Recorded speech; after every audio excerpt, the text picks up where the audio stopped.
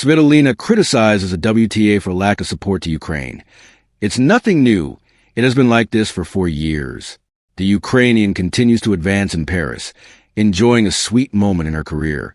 But she does not forget to stand a circuit that did not always support her country. A new day in the office for Alina Svitolina, already in the third round of Roland Garros 2026.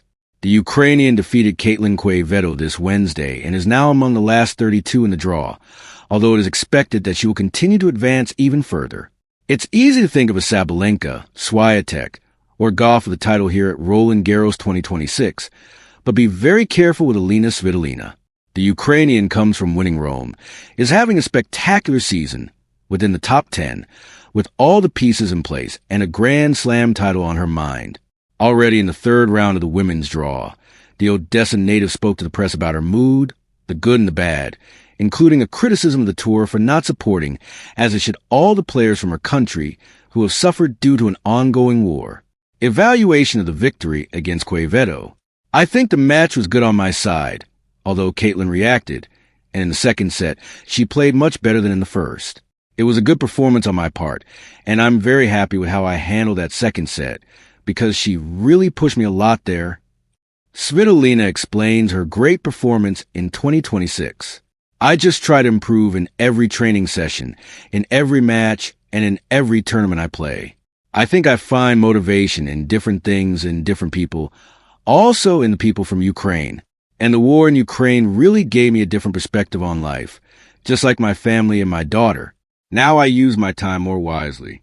When I step onto the court, I give 100%. If I'm not mentally or physically prepared to be there at 100%, then I don't do it. When I come back home, I spend quality time there. I'm there for my daughter, and then I give 100% in everything I do without wasting too much time on external things or things that distract me or don't make me happy. The impact of her work with Sluter. I started working with Raymond Sluter at the beginning of my comeback, and he had a great impact on my game. I am truly grateful for all the work he did with me and for accompanying me on this challenging path of returning to competition. Not everyone is willing to embark on such an adventure when you don't know how everything will turn out, and you practically start from scratch, even though I had a great career before motherhood. But still, you don't know how your body will react or how fit you can be consistently, because tennis demands a lot of consistency. We worked really hard for 3 or 4 months before returning to playing tournaments. Of course, the first 4 or 5 tournaments were very tough. I couldn't find my game. I lost 2 consecutive tournaments despite having match points. It wasn't easy, but I'm very happy. He is a great person and also was a great player in the past.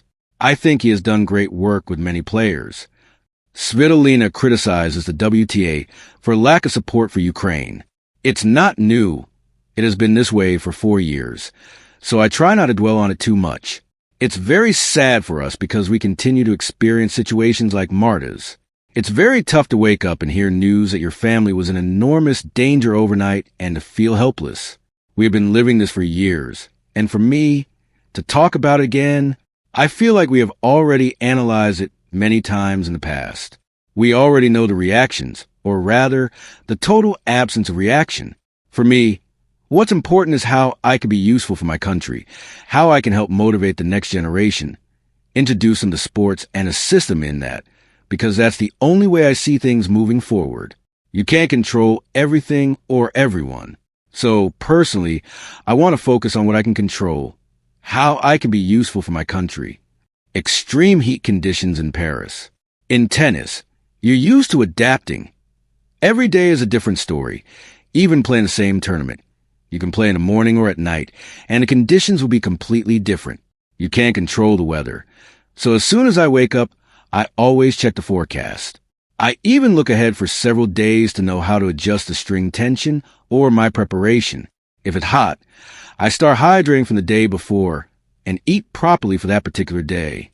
For me, all those little things are what can affect you and what you can control. The weather is always challenging for us. When it's so hot, you feel like you're trying to survive, not just play against your opponent, but also against the conditions. That's tennis, unfortunately, although I think that's also part of its charm. The key to performing better since the comeback. It has been important to listen to my body and really learn how it reacts to heavy loads. After pregnancy, my body is very different from what it was before.